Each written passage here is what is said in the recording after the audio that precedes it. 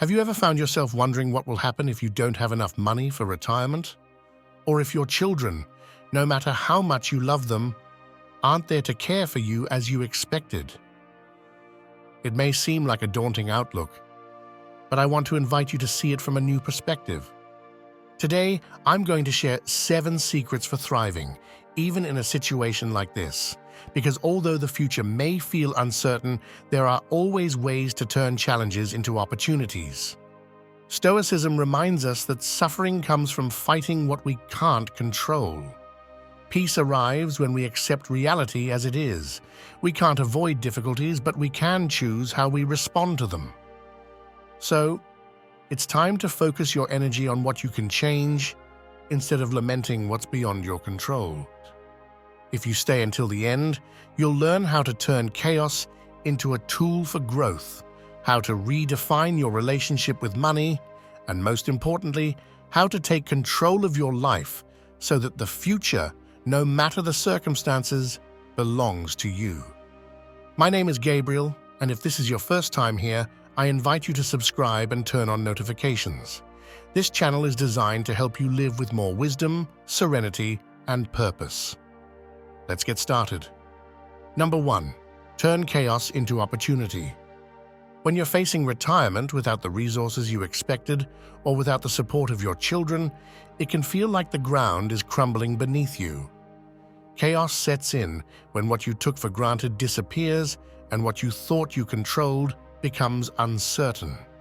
But according to Stoic philosophy, within every chaos lies a hidden opportunity.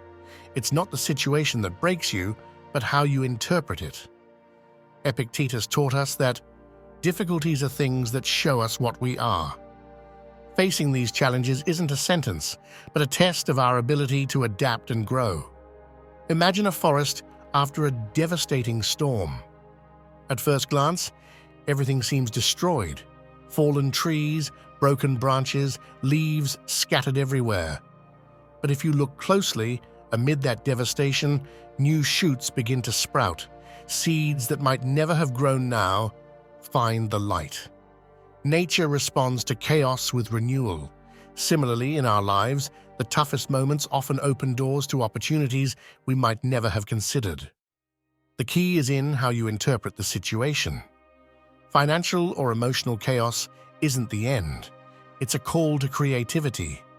Instead of resisting or lamenting what's gone, ask yourself, what can I do with what I have now? When you accept reality as it is, without fighting it, you free your mind from the anxiety that clouds clear thinking. And with that clarity comes the ability to make wise decisions. Psychologist Carl Jung said, "What you resist persists."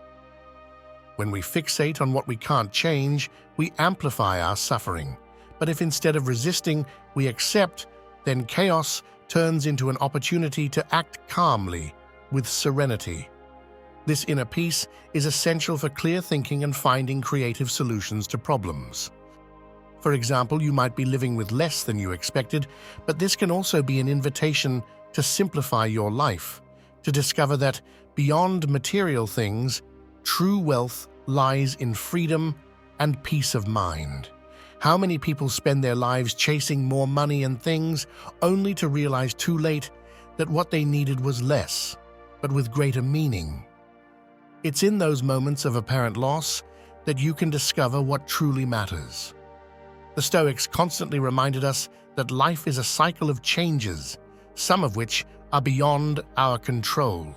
Marcus Aurelius, who faced the pressures of ruling an empire and personal tragedies, wrote, "The impediment to action advances action. What stands in the way becomes the way." In other words, what seems like an obstacle is actually the path to something better, if we're willing to see it that way. The chaos you experience today can be the beginning of a stage where you discover your true strength, where you learn to adapt, let go of the superfluous, and focus on what's essential. This is a lesson not just for your finances or relationships, but for your inner peace, because when the mind is calm, clarity follows, and with clarity, any problem becomes more manageable. Remember, within every difficulty, there is a seed of equivalent or greater benefit. Keeping inner peace is the first step to discovering it. When you let go of resistance and embrace chaos as part of the process, you start to see opportunities where you once only saw barriers. Number 2, capitalize on your wisdom, not just your time. At 60, 70, or beyond, you've accumulated something no young person can buy: wisdom. The years have given you a perspective that only time can provide, and that is your greatest asset.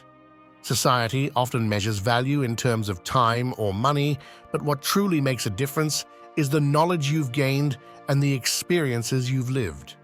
Now more than ever, you have the opportunity to transform that wisdom into something tangible, allowing you not only to generate income, but to remain active and relevant. In the digital age, the world is filled with opportunities that didn't even exist a few years ago. Many people over 50, 60, or beyond have found a way to reinvent themselves through technology. You don't need to be a tech expert or master complex systems. There will always be someone who knows less than you in an area where you can shine. What you consider basic or obvious might be exactly the starting point others need. The key is recognizing that what you've learned over your lifetime holds real value for others. During the 2020 pandemic, many people were forced to reinvent themselves. Those who never considered working digitally began exploring new avenues. Take, for example, those who had always worked hands-on or face-to-face with others, suddenly bringing their knowledge online. Some began offering tutoring through virtual platforms, others found they could sell handmade products on social media, and many discovered a high demand for mentoring or teaching practical skills, from cooking to gardening. What once seemed like an obstacle became a doorway to something new. You can do the same. You don't have to be an expert to start. Perhaps you have skills you've taken for granted, like teaching basic cooking, sewing, or even entry-level computer skills to older adults who haven't yet mastered these technologies. Maybe you know how to make crafts and could sell your creations online, or even host workshops for beginners. Simply offering lessons in something you know well can open a path you may not have considered. The important thing is to recognize your value. It's not the time you have left, but what you already possess that defines you. Sometimes we think that because we don't have advanced technical knowledge or aren't specialists in something, we have nothing to offer. But that's a mistaken view. The years have given you practical knowledge and wisdom that many younger people would love to have. What's every day for you may be out of reach for someone else. Think of something as simple as teaching someone how to use a smartphone or computer. This is an area where your experience could be invaluable. Many people feel intimidated by technology, and if you've already taken that first step, you could be the guide they need to enter that world. Showing others how to make video calls, send emails, or even make online purchases can make a huge difference in someone's life. And don't underestimate the emotional impact of sharing what you know. Teaching your wisdom not only benefits you financially, but also fills you with a sense of purpose. Staying active by teaching and helping others connects you to the world in a profound way. Psychologist Carl Rogers said, "The only educated person is the one who has learned how to learn." And throughout your life, that's precisely what you've done. Learned how to learn, and now it's your turn to pass that on. When you realize how much you have to offer, life takes on new meaning. You're not limited by age or by what you think is missing in your life. Quite the opposite. The years have given you a perspective many would love to have. Turning that wisdom into something tangible, like classes, workshops, or products, will not only give you a new income source, but also allow you to keep growing and contributing. The key is to recognize your own worth, to understand that what you've lived and learned is your greatest asset. As writer Ralph Waldo Emerson put it, "What lies behind you and what lies in front of you pales in comparison to what lies inside of you." Inside, you lies the knowledge, experience, and wisdom that the world needs. It's not a matter of time. It's a matter of self-love. You have so much more to give, and every step you take toward reinvention will be proof that your value only grows with the years. Number 3, redefine your relationship with money. Throughout our lives, money has been seen as a tool for securing well-being, but at times, our relationship with it becomes a source of stress and worry. While money isn't the only measure of success or happiness, knowing how to manage it wisely can bring peace of mind. Yet how often were you taught to truly manage your finances? Probably never, and this affects us greatly, especially in retirement. One of the most important truths at this stage in life is that no matter how much money you have, you can always manage it better. Even if your pension or monthly income is modest, there are more efficient ways to handle it. But this requires a shift in mindset, a conscious effort to transform the way you relate to your finances. How? By starting with financial education. Today, there are countless free resources available to learn about finances. From videos and blogs to online courses, you can start gaining basic knowledge on managing money wisely. Even if you haven't received financial education before, now is the perfect time to start. Because no matter how much you receive, the key is in how you manage it. This is where small, hidden expenses come into play. You may not notice it, but those little purchases you make without much thought, like a daily coffee, a snack on the go, or small subscriptions that seem harmless, add up. By the end of the month, those small expenses become a snowball that drains your finances without you realizing it. This is a great starting point to improve how you manage your money. A simple yet powerful practice is tracking your expenses. It can be as straightforward as jotting down each daily expense in a notebook or using a phone app. The idea is to become aware of where your money is going. Most people would be surprised to see how much gets lost in small luxuries or unnecessary purchases. It doesn't matter if your income is large or small. If you can't manage the money you have today, what makes you think you could handle larger sums in the future? A common misconception is thinking that only those with large amounts of money need financial education. The truth is, the more limited your financial situation, the more crucial it is to learn to manage what you have. Financial success doesn't depend on the size of your income, but on the efficiency with which you handle it. How many times have we heard stories of people with great wealth who lose it all due to poor management? Another essential aspect of redefining your relationship with money is freeing yourself from limiting beliefs. Many of us carry false ideas about money. I'll never have enough. I'm not good with finances. At my age, I can't change my habits. These beliefs are mental traps that keep you stuck. If you think you can't learn or improve, you'll likely confirm that belief through your actions. As Henry Ford said, whether you think you can or think you can't, you're right. Your relationship with money begins with your thoughts. If you believe you can't improve your financial situation because it's too late, you'll limit yourself. But if you change your mindset, you'll realize there are always ways to improve, even if you start with small steps. A good example is beginning with a review of your current finances. Make a list of your income and expenses and ask yourself honestly, is there anything you can adjust? Are there expenses you can cut or reduce? Even if it seems minor, those small decisions can make a big impact in the long run. It might be as simple as reviewing your monthly subscriptions or cooking more at home instead of eating out. Finally, remember that financial freedom isn't always about having a lot of money. It's about living within your means and doing so wisely. The peace of mind that comes from being in control of your finances is invaluable. As Seneca said, "He is rich who is content with what he has." That mental peace of knowing you're managing what you have well, regardless of the amount, is what provides real security.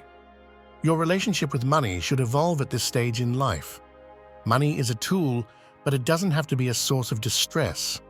With the right mindset and simple practices, you can change how you manage it, and in doing so, change your life. Number 4, learn to live with less but better. Throughout life, we're taught that more is better, more money, more possessions, more comfort. However, as the years go by, many of us discover that it's not quantity that truly matters, but quality. Learning to live with less doesn't mean resigning yourself or giving up comfort. It means understanding that true freedom and fulfillment come from focusing on what's essential, letting go of what's unnecessary, and embracing what genuinely adds value.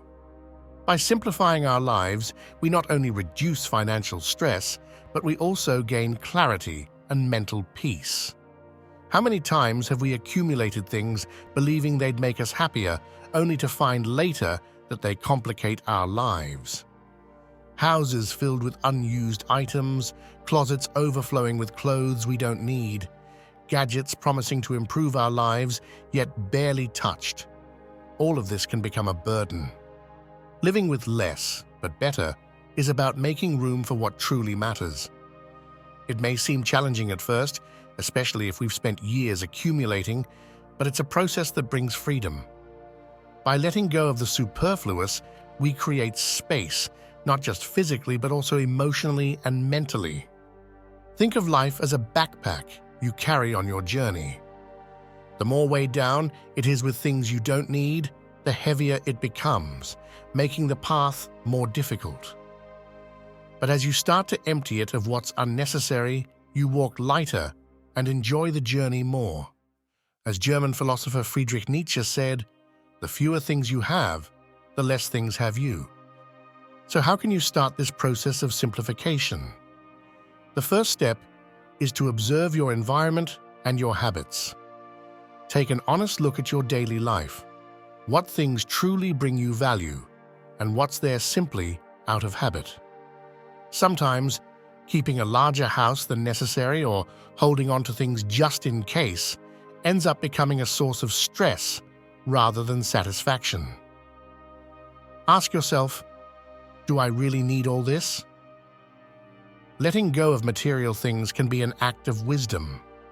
Living with less isn't just about cutting expenses, though that is a helpful benefit. It's also about valuing what you already have.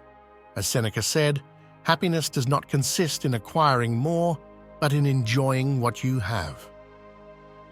This is essential when it comes to simplifying life. It's not a sacrifice, it's a conscious choice to live more fully with fewer distractions.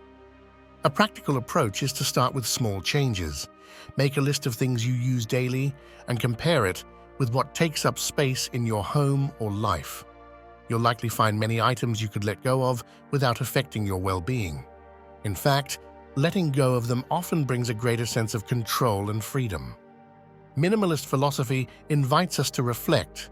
The less we have, the less we need to worry about maintaining. This frees us not only from material burden, but also from the stress of constantly managing and organizing so many things. The key lies in learning to identify what is essential, what truly adds value to your life, and focusing on fully enjoying it. Beyond material objects, simplifying also means reviewing our commitments and relationships. How often do we say yes to things we don't really want or that add nothing to our lives? Learning to live with less also involves saying no more often and focusing on what truly matters. One practical step is to reduce the number of commitments or activities that drain your energy without providing something positive. Focus on what makes you feel fulfilled. Time for yourself, for loved ones, or for activities you genuinely enjoy. This is part of living with less but better, not only simplifying your possessions but also your time and relationships. Quality of life isn't about how much you have, but how you enjoy what you have. If you can simplify your surroundings and habits, you'll realize you don't need more to feel good.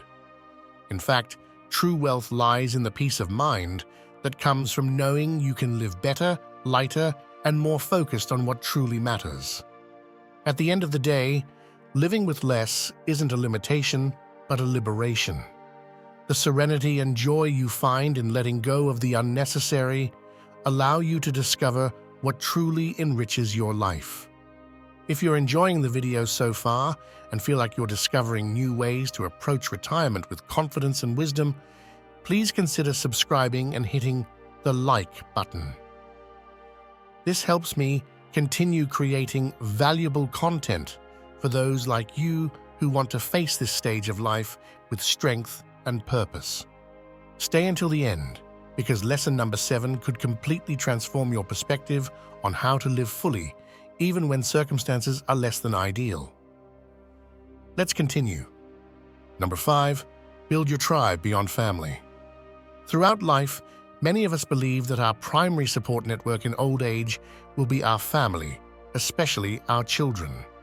However, reality often shows us that we can't always count on them in the way we imagined, not because they don't love us, but because each person's life follows its own course, with responsibilities, commitments, and sometimes even physical distance. When we reach that stage where support from children isn't guaranteed, feelings of abandonment or loneliness can emerge. But here's where we can change our perspective. Instead of seeing this as a loss, we can view it as an opportunity to create new connections. It's time to form your own tribe beyond your biological family. And I'm not just talking about making new friends. I mean building relationships that provide emotional and practical support, a network you can rely on for daily companionship.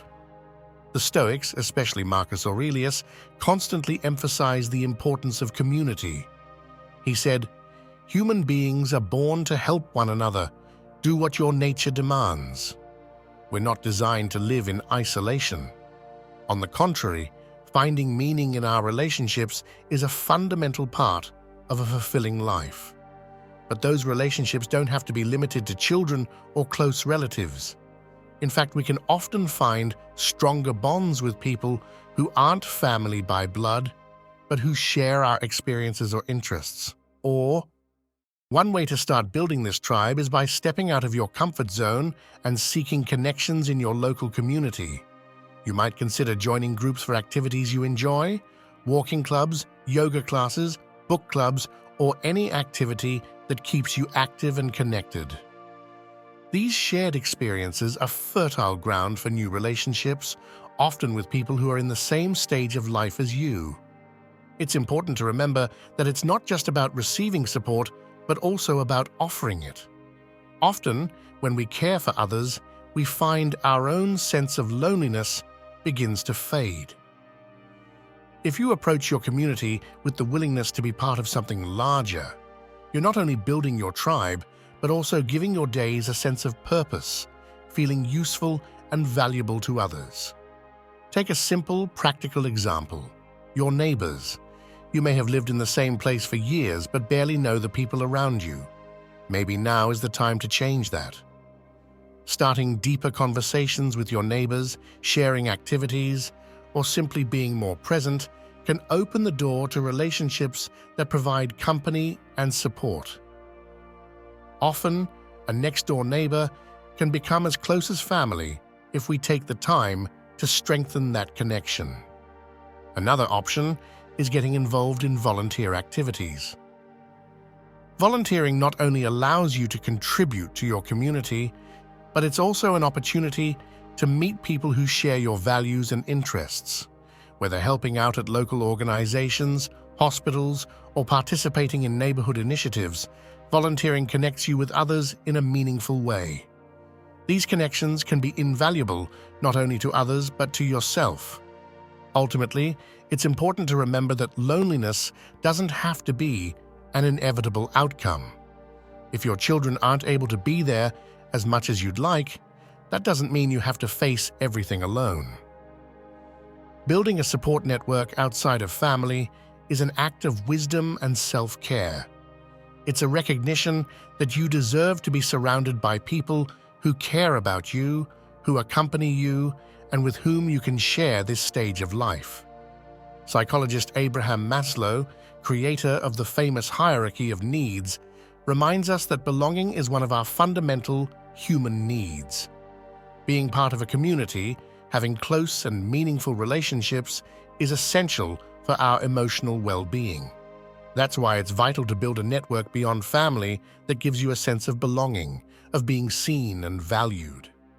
The tribe you build might be composed of neighbors, friends, activity partners, or even people you meet online. What's important is that you feel you're not walking alone in this part of life. True wealth often isn't found in money or possessions, but in the deep connections we create with others. So don't be afraid to open yourself to new people and experiences. In older age, building a tribe is not only possible, but profoundly necessary. By doing so, you'll find that support, companionship, and friendship are closer than you ever imagined. Number 6, transform solitude into a tool of power. The word solitude often scares us. In later years, when children may not be around as we imagined and finances may be limited, solitude can feel even heavier. But what if I told you that solitude isn't a burden, but an opportunity? Instead of fearing it, we can learn to transform solitude into a tool of power, a source of personal growth and serenity. First, let's change our perspective. Society has led us to believe that being alone is synonymous with isolation or abandonment, but it doesn't have to be. In fact, many of history's wisest minds found their greatest strength in solitude. Friedrich Nietzsche, for example, said, "Great strength of spirit is born in solitude." Properly understood, solitude isn't an absence, but a deeper presence with one's self. When you reach a point in life where circumstances leave you with more time alone, it's easy to feel as if it's a punishment. But the key lies in how you choose to use that time. Instead of seeing it as emptiness, you could view it as a space of freedom, a time to think, to reflect, to reconnect with yourself and your interests. Remember those times when, during work life or while caring for family, you dreamed of just a little time for yourself. Now you have it. It's not about settling for solitude if you don't want it, but rather about seeing the value that solitude can bring to your life. Marcus Aurelius, the philosopher-emperor, wrote, "Choose not to be harmed, and you won't feel harmed." This applies to how we choose to see solitude. You can choose to view it as a punishment or as an opportunity for growth. Practically speaking, how can you turn this time alone into a tool of power? Start with something simple. Cultivate the habit of introspection. Keep a journal, meditate, or simply dedicate a few minutes each day to think about what fulfills you, what inspires you, and what you want from this new stage of life. This time for reflection brings clarity that's often missing in noisier, more distracted moments. Another practical approach is to use this time to learn or develop a new skill. With technology at your fingertips, you can access online classes on virtually any topic.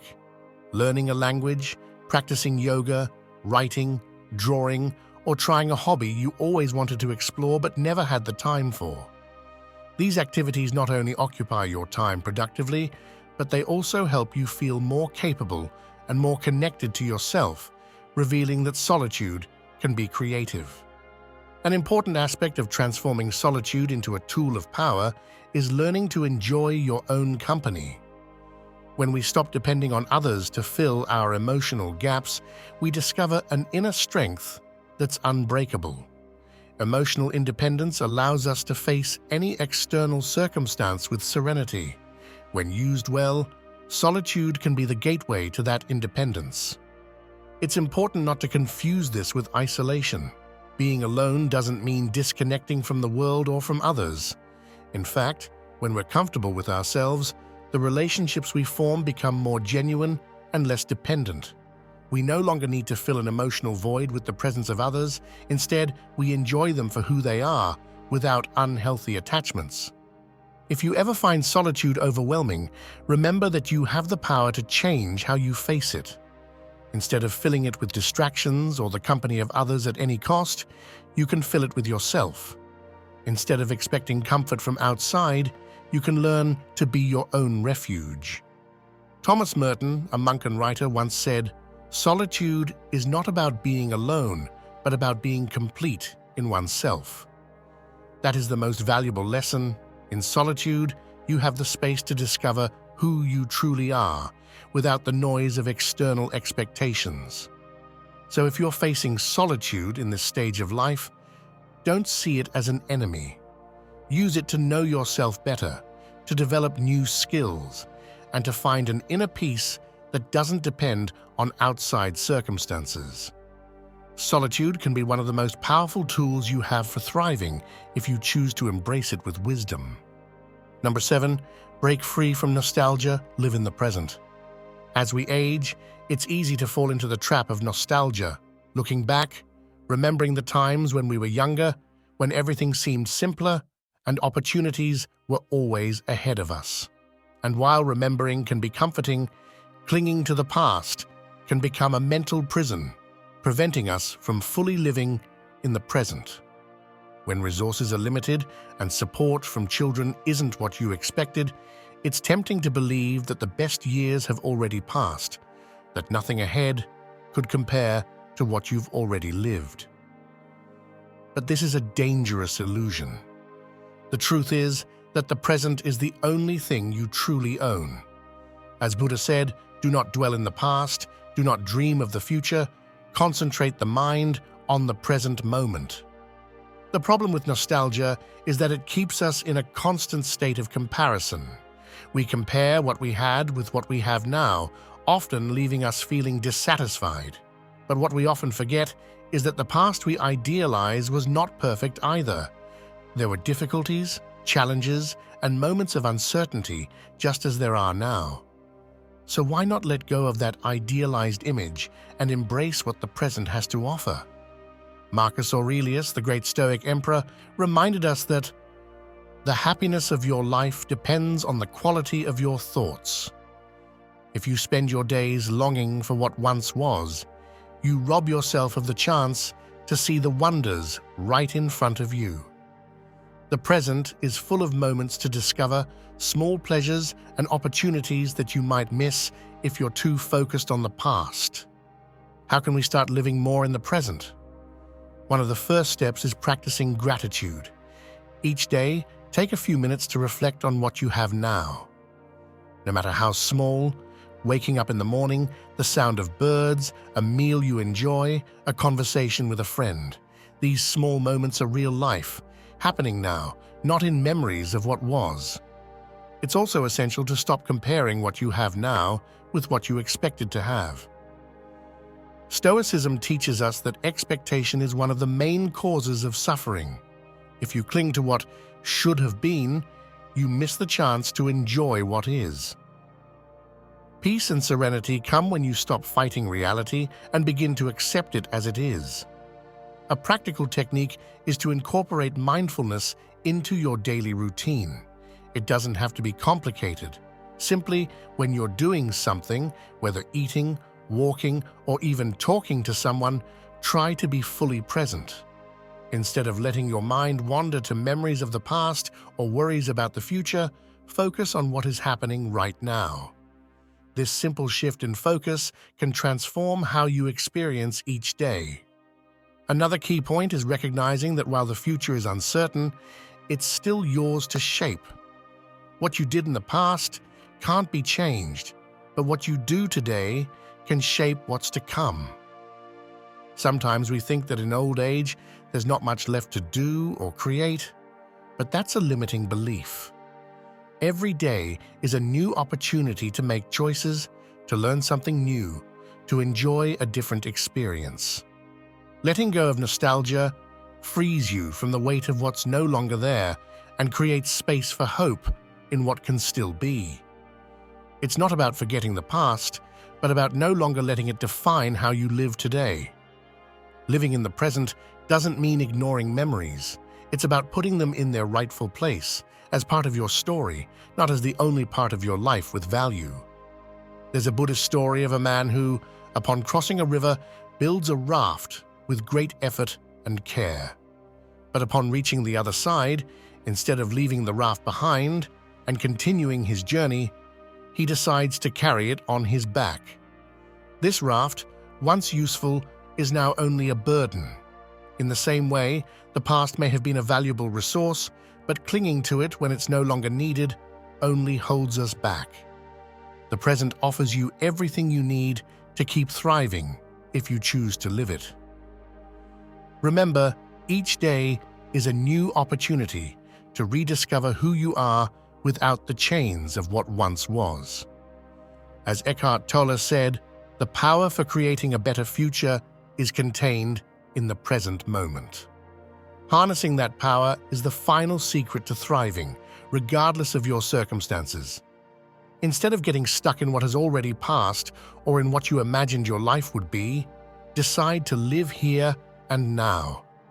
Because what truly matters isn't the time that's gone by, but how you choose to use the time you still have.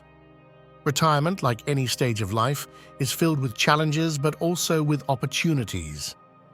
We've explored 7 secrets for thriving, even when your financial situation isn't what you expected and when support from your children isn't as present as you might have hoped. The most important lesson here is that the key to facing these challenges isn't in trying to change what you can't control, but in choosing how you respond to what life brings. Remember, your greatest wealth isn't in your bank account balance or in family proximity, but in your ability to adapt, reinvent yourself, and find value in what you already have. As we've seen, there is great strength in accepting reality as it is, and from that acceptance, making choices that lead you toward a fuller, more serene, and more meaningful life. No matter how many years you have or how uncertain the future seems, today you have the power to start building a simpler, more connected, and freer life. Embrace your wisdom, lighten the burdens, build new connections, and above all, live in the present. Because this moment, here and now, is your greatest opportunity to thrive.